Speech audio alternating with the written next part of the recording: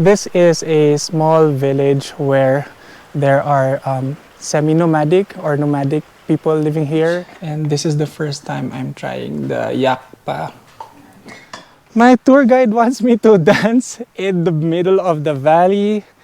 And I only know one dance, as you know. So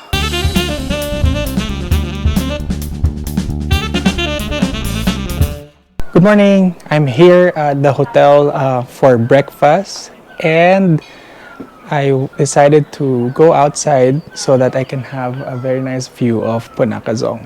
So this is my breakfast. I'm just having toast, omelette, butter, jam, and some sausages, and black tea. And it's a really nice view from here because I can see Punakha Dzong and the mountains here at Punakha.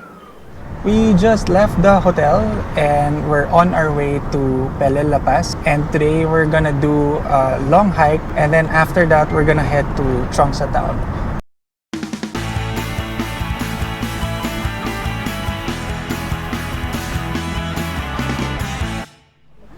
It's 10:45 in the morning and we have reached our stopover. And behind me you can see a very nice view of snow-capped mountains. This area is still part of Wangdi, and the weather is nice, the sun is out, it's really cool. Also, the drive from Punakha to this point, it's a lot of zigzag roads and you can be car sick. So if you have that issue, don't forget to bring your medicines for car sickness.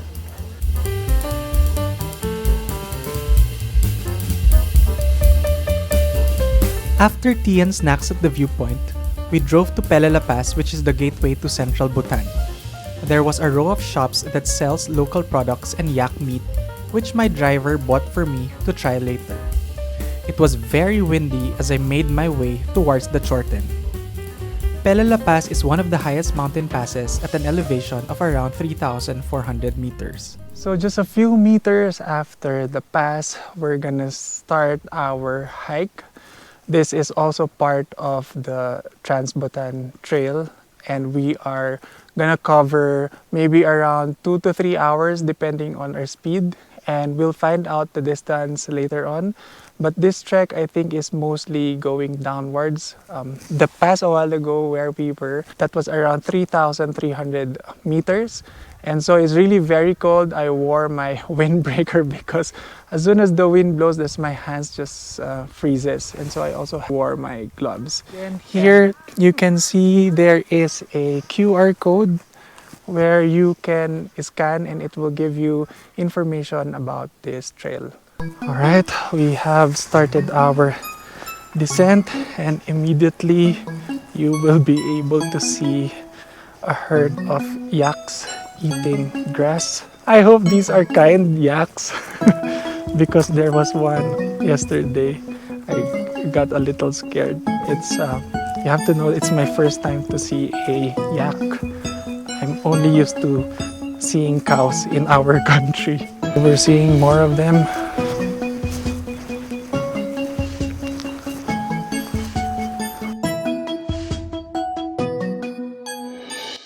Oh, there's a body of water here. It's 11:57 in the morning and we've probably had maybe took us 5 to 10 minute hike. While trekking this trail, you will be able to see yaks on either side of the trail, like on the upper side on my left and also on the lower side on my right. I think in general the yaks are very peaceful.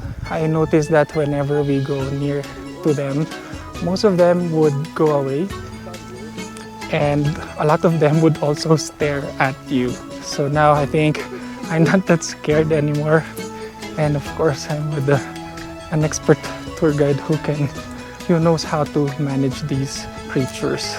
Taming our wild nature by exploring the wild. Do you see that marking there? So according to my tour guide, these are the markings that let you know that you are on the right track along this ancient trail. Up ahead, I see prayer flags. I don't know, there's a certain feeling being evoked when I see the prayer flags. it makes me feel relaxed and chill, especially when they're being blown by the wind. And it's a gentle reminder for me to actually enjoy nature and detach from the stressful work that we have back home. You can see up ahead, that's a very nice valley where the yaks are grazing.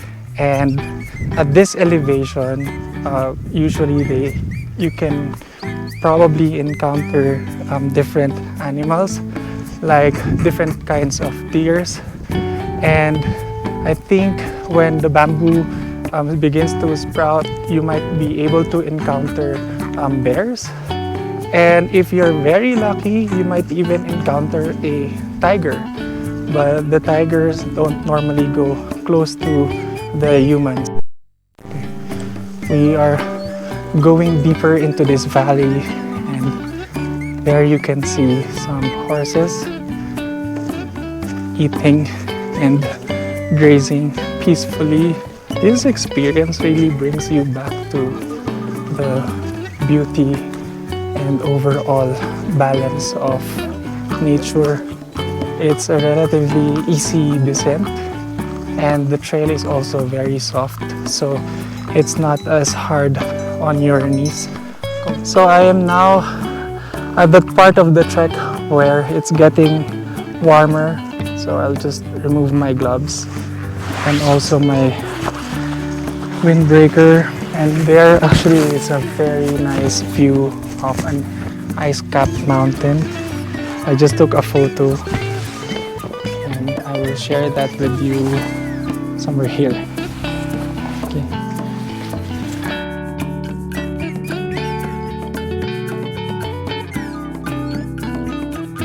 This is Longte Valley, and I think behind me there's a way to hike back to Gangte.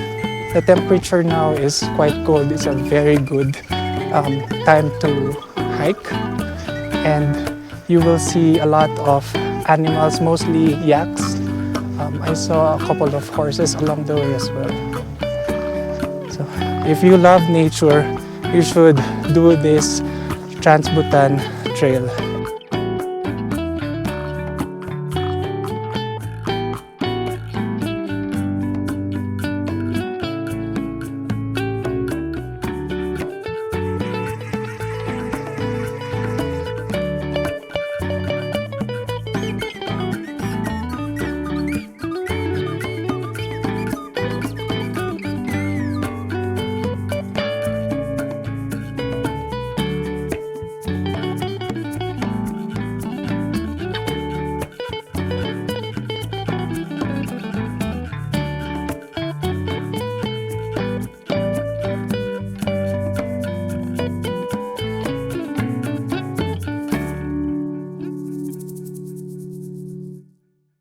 We came across three ladies here who are looking for a rare kind of mushroom which they can sell in the market.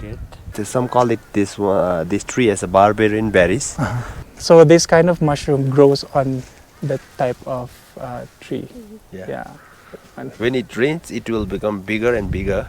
Oh. And on the dry day, it will become as tiny as yes, very tiny. Okay.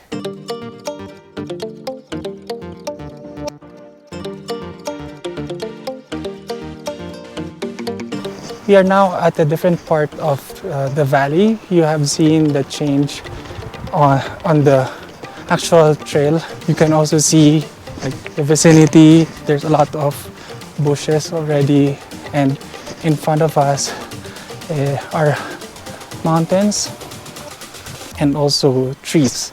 And hopefully you can see there's a small pond there. It looks so tranquil. This really gives a very peaceful vibe. I will just cross this like different stones, and it's really very interesting. I will flip the camera so you can see where I am heading. It's really very beautiful here. and it's just white stones all over this area, and it really nicely complements the color of the pond, the very peaceful pond. And I think I will just stand here and look at that. Look at the stones, look at that pond, and look at the mountains and the clouds. We continue our journey. I would say so far this is a relatively easy and enjoyable hike.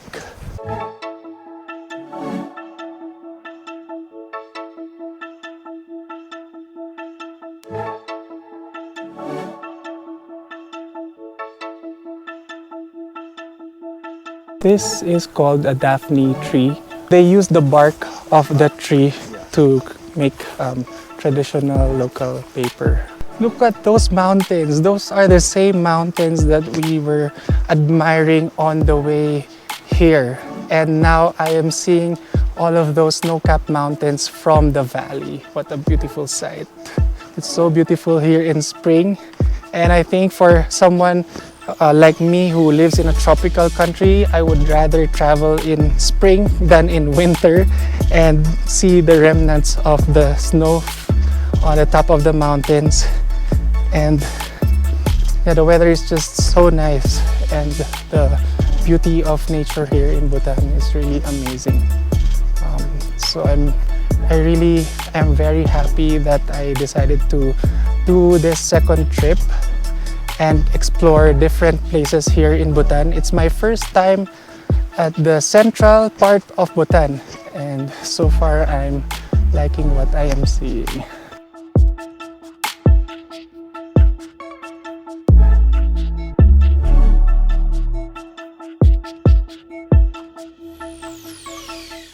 I hope you can hear the sound of the flowing water.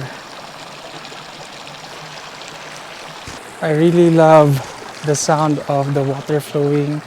For this part of the trek, you have to be very careful. You can see the stones right there. Some of them are not fixed. Here is your 360 view at this part of the trek.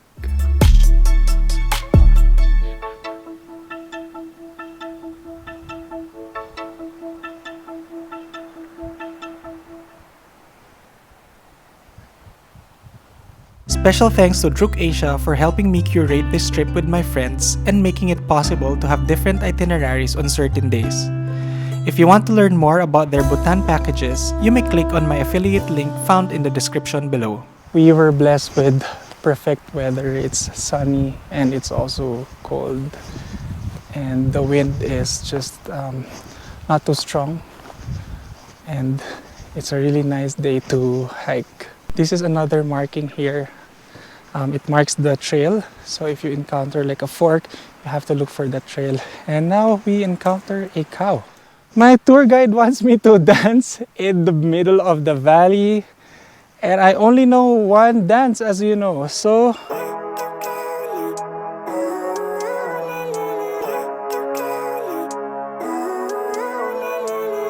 living life every day, late at night, not okay. All I want, and I pray, all I need are some better days.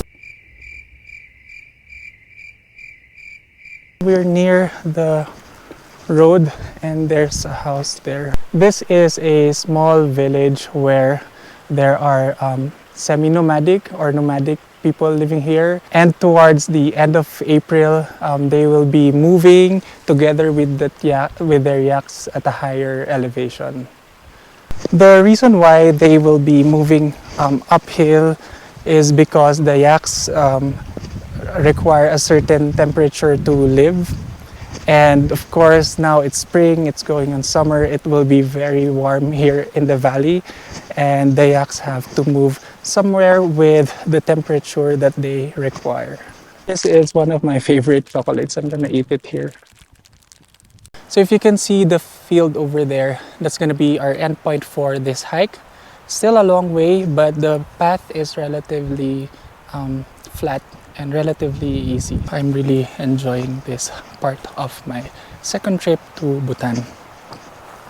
So, do you love to hike?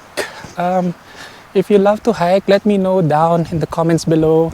I'd like to know because I love hiking and I'm hoping to do another trip this year where I'm gonna hike. 3 or 4 in the afternoon, I think we are picking up speed. This part of the trek is relatively easier.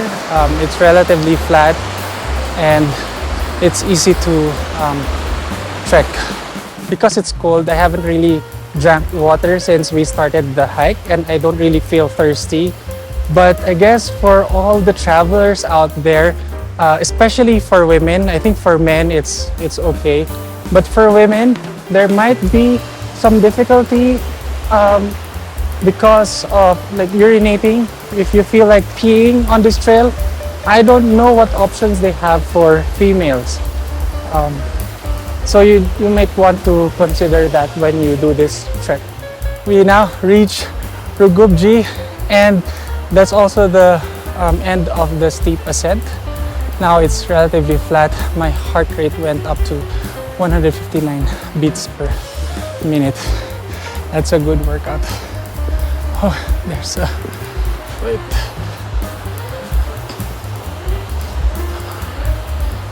There's a ladder there.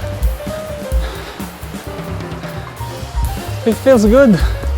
To all my hiker friends, you will love this hike. We have reached this place called Rukubji and I think it's a small village judging from what I'm seeing right there. You can see some chimneys, so they use wood to keep them warm.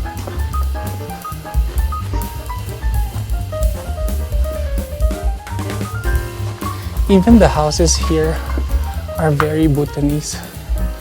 You see those patterns? And those are distinctly Bhutanese.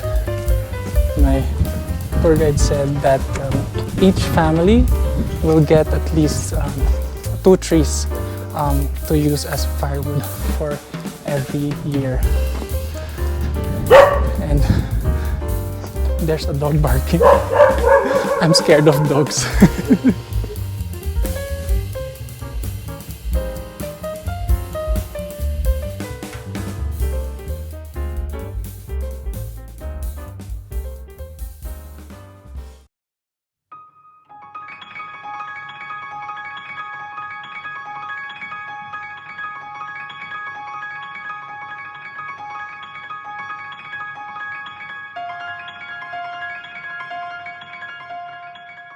So I just visited the community temple here at Rukubji, and long time ago there were a lot of evil spirits here, and there was an owl who drove away those spirits, and that owl actually, after driving away the spirits, the temple was built, and they believe that underneath the temple is a body of water.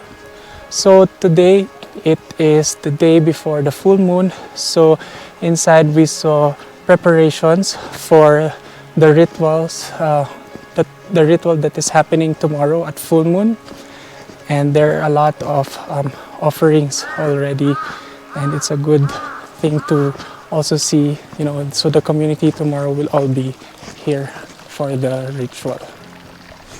That was almost a 9-kilometer trek, which took us over 3 hours. We stopped, we made several stops along the way to take photos and videos and just admire the beauty of nature. So now I think we're heading for lunch. It's 3:32 and I'm sure we are all hungry. After a short drive from the temple, we now reached the restaurant. It has a very nice view of the valley and they served ginger tea here. And this is the first time I'm trying the yakpa.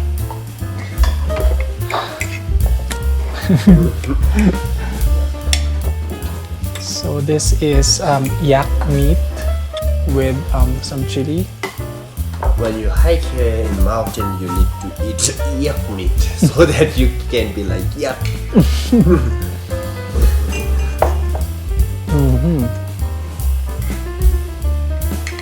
It's not tender. This pepper is not tender. It's an interesting taste. It tastes like wild meat. It has a certain flavor that is different. I cannot tell. So definitely for me, this tastes like a different kind of meat. But it's good to be able to taste this one. After lunch, we stopped by a Nepalese stupa, then drove all the way to Trongsa to end the day.